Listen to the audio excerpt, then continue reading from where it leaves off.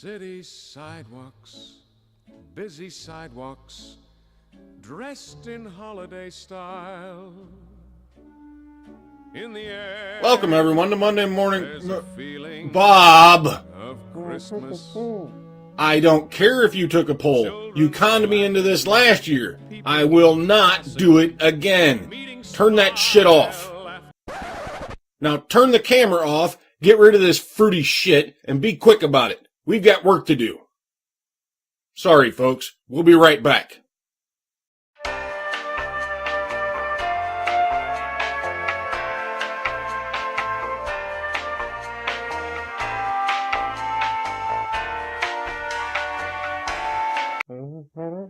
Yes, that's much better. Now turn the camera back on and let's get this started right away.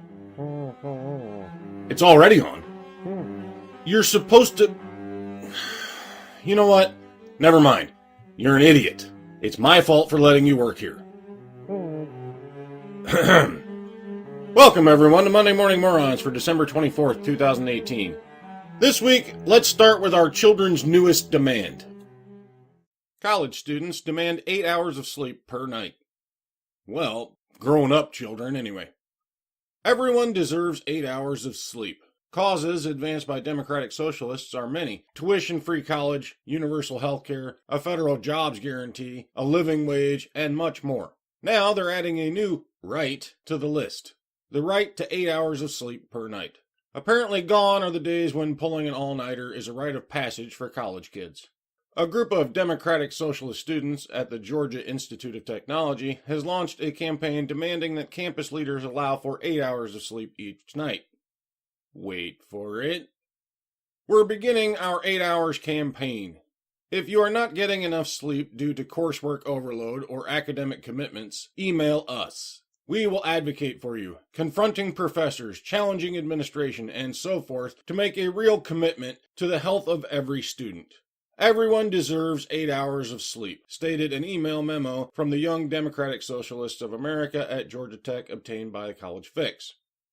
And there it is. Course overload. Your fault. You took too many classes. Other commitments. Again, your fault. You have chosen to do too much. Prioritize the things you really need to do and start dropping things you don't need to do. Maybe try a little less protesting. Perhaps try taking fewer utterly useless classes in bullshit theory. You see, this is all about growing up, kids. You are responsible for your time. If you don't have enough of it, then you are to blame. Not the college, not the professors, not society, you. Gone are the days when mommy and daddy made you go to bed on time. You are responsible for that now. You need to learn how to manage your time better.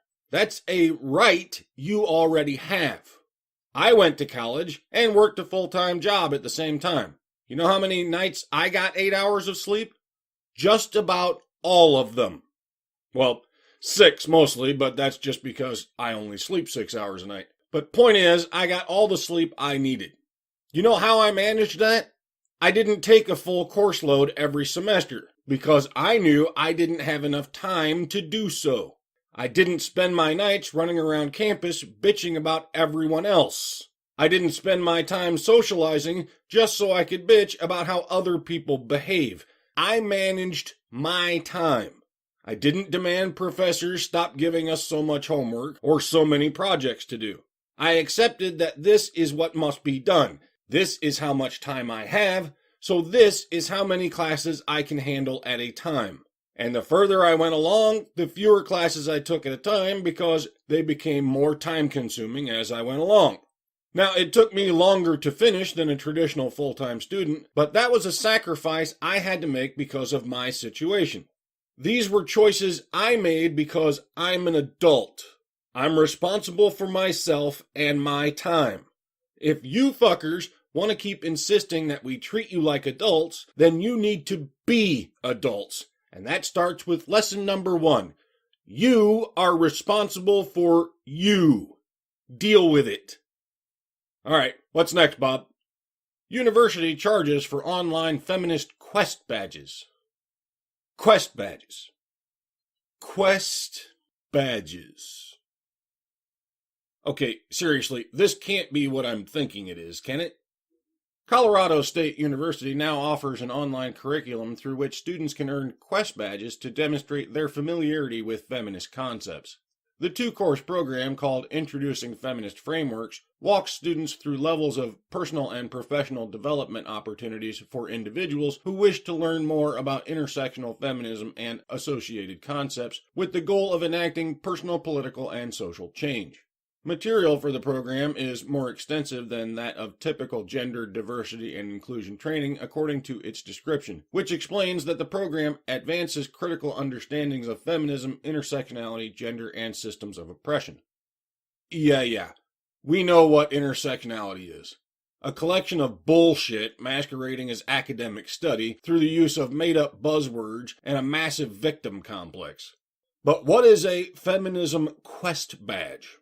Is this like a video game or something, like Steam rewards? Students working through the program receive their first Quest badge when they have familiarized themselves with concepts such as gender, privilege, intersectionality, oppression, and social identities. Quest badge number 2 is earned by completing the Women Supporting Other Women section of the curriculum, which addresses issues such as internalized oppression and failures to listen to the experiences of women of color. Each Quest badge will cost students $75 unless they opt for the all-inclusive Mastery badge for a discounted price of $127. The university notes on its website that badges expire after 3 years to ensure up-to-date knowledge. Wait, you don't earn these badges, you buy them. Okay, then sure. Do they do something cool? Like, do I get a discount at Victoria's Secret or Walmart or something? Because I'll be honest, they seem kind of pricey. Earned badges do not carry any college credit. Rather, CSU essentially markets the courses as resume builders. Upon successful completion of each course, students are awarded a digital badge, which can be added to resumes, email signatures, and social media pages, the program website states. Badges illustrate to others the competencies learned in a course. Yeah, let me read that again because I must have missed something. Earned badges do not carry any college credit. Rather, CSU essentially markets the course as resume builders. Upon successful completion of each course, students are awarded a digital badge which can be added to resumes, email signatures, and social media pages, the program website states. Badges illustrate to others the competencies learned in a course. No, I don't think I missed anything. $150 for 2 digital badges, and all they do is let other people know you took these courses. Okay, sure. No, really, this is a great idea. Feminists, please, I beg you, all of you, take these classes, buy these badges, put them on your resumes, email signatures, social media profiles, advertise them everywhere you go. They say, look everyone, I paid $150 for a digital signature that doesn't actually do a damn thing. It lets us all know, without even interacting with you, just how utterly fucking stupid you are. That way, we can just avoid you altogether. Or sell you some oceanfront property in Arizona. Whichever. That was so much worse than I thought, Bob. What's next? Princeton student groups. Menstruation isn't just a woman's issue. Well, that's kind of true, I guess. But only because when a woman isn't happy, she makes damn sure no one else can be either. It's not just women who get periods, they argue. Oh. I should have guessed that's where you were going with this. Your gender spectrum that magically annihilates biology if you just believe hard enough. 2 Princeton groups recently held an event celebrating menstruation where students were told that menstrual periods are not limited solely to women, and that people other than women can menstruate. However, the groups refused to comment or expand on this argument. Princeton feminist groups contacted by the College Fix also declined to discuss the issue. Gee, I wonder why. At the recent menstruation celebration hosted by Princeton Students for Reproductive Justice and Princeton Students for Gender Equality, the organizations were urging people to stop referring to menstruation as a women's issue, since transgender and non-binary people get periods as well. Transgender? Yeah, kind of, but not really.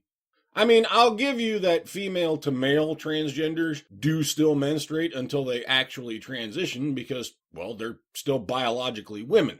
However, male to female trans do not and never will because, exactly, they are not biologically women and never will be.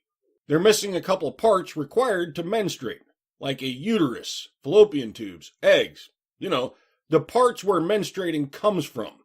So, sort of, but not really. It's still just women who menstruate. Non-binary? Yeah, sorry, but that's not a gender. Imaginary bullshit. If you menstruate, you're still just a woman. Biology doesn't give a fuck if you wear baggy pants, drink beer, tinker with cars, scratch your ass, and swear a lot. You're still a woman.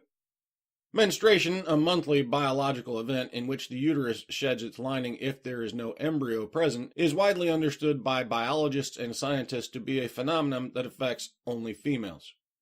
Correct. It's biology, not a social construct.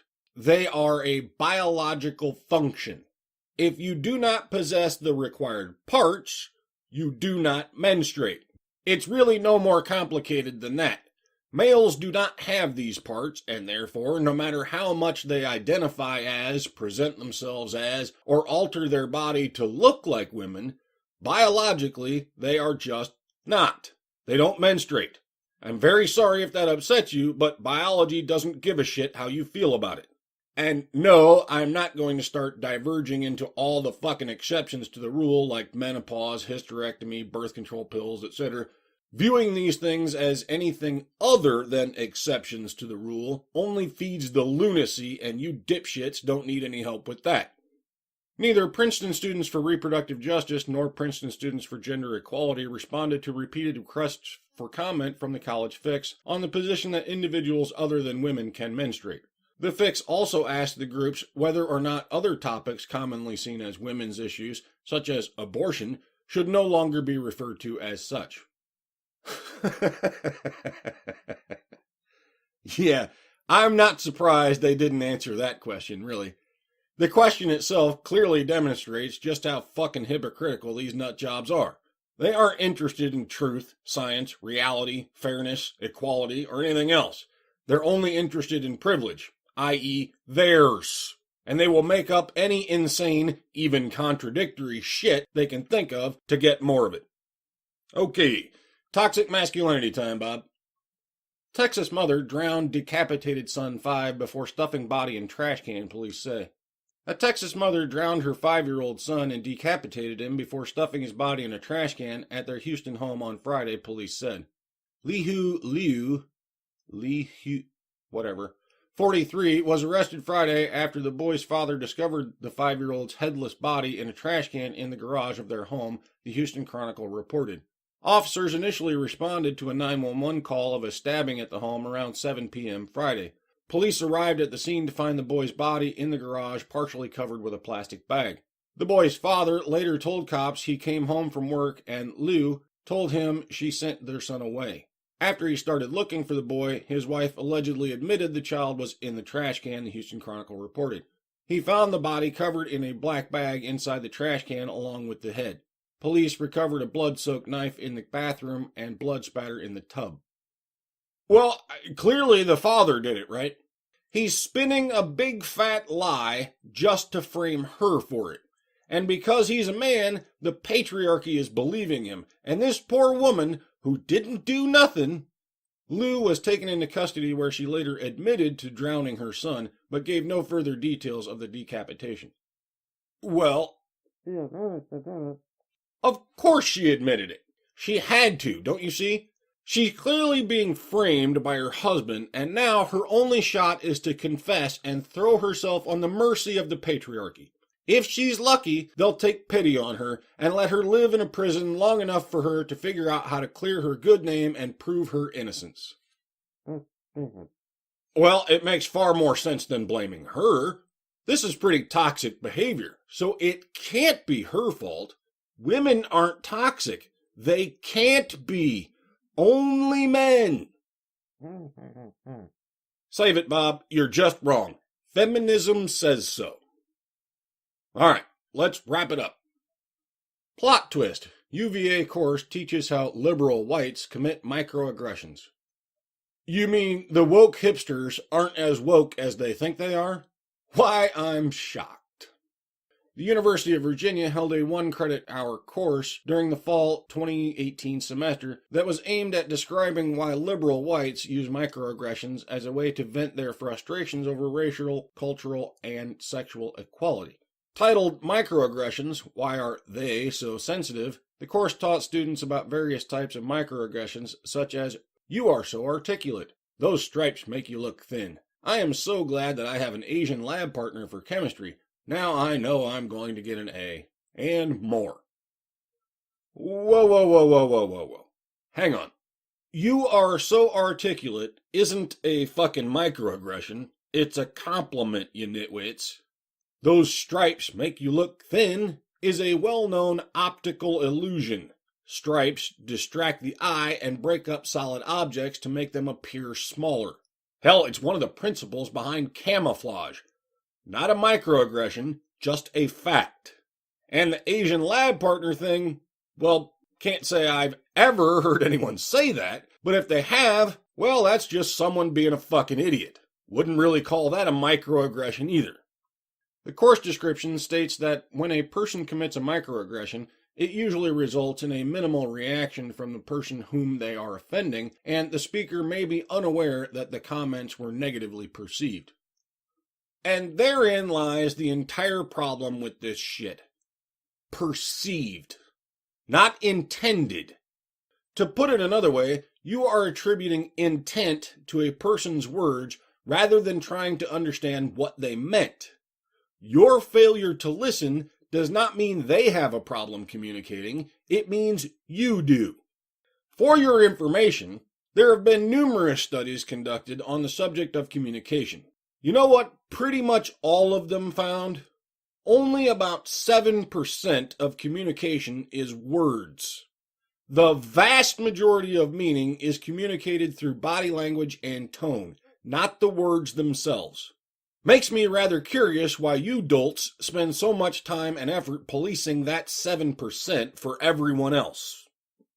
Such verbal statements may create unconscious friction between and among individuals or groups. The course description cites an academic study which explains why liberal whites commit microaggressions. According to Sue, liberal whites, and sometimes non-whites, use microaggressions as a way to show their concern and commitment for racial, cultural, and sexual egalitarianism, and are genuinely surprised when told that these kinds of comments may create wider divide, states the course description. We won't sidetrack into that study for now, but basically what it says is that liberals are far more likely to talk down to minorities than conservatives. In other words, people who think everyone is defined by their skin color and gender talk to people differently based on their skin color and gender. Imagine my surprise. In addition, students taking the class will examine different types of microaggressions with the goal of understanding different types of sensitivities. In the class, we will examine and discuss these kinds of real-world statements and behaviors with regard to linguistic ambiguity, the description states. Goals for this class include 1. A better understanding of cultural, ethnic, and gender sensitivities relative to language products and processing. The microaggression course bears the COLA 1500 designation, meaning it is only, I don't care. Robert Andrews, chairman of college Republicans at UVA, told Campus Reform that rather than from microaggressions, he thinks the divide in today's society stems from identity politics. Well, how about that? There's at least one person left on UVA campus with a fucking brain. Not sure how he squeezed through the cracks, but congratulations just the same. The main thing that creates a divide in today's society is when we use intersectional identities as a way to adjust how we treat people. The optimal solution is to treat people based on the content of their character, Andrews said. And we've finally come full circle. Took us long enough, don't you think? 55 fucking years to finally get back to what their own progressive hero asked for in 1963. Judge everyone by their character, not their color. It's too bad so-called liberals just don't seem to remember what liberal even means anymore, huh? That's it for this week, folks. Remember the social justice mantra: women are victims, men are oppressors, and feminism is just about equality. I'll see you all next time.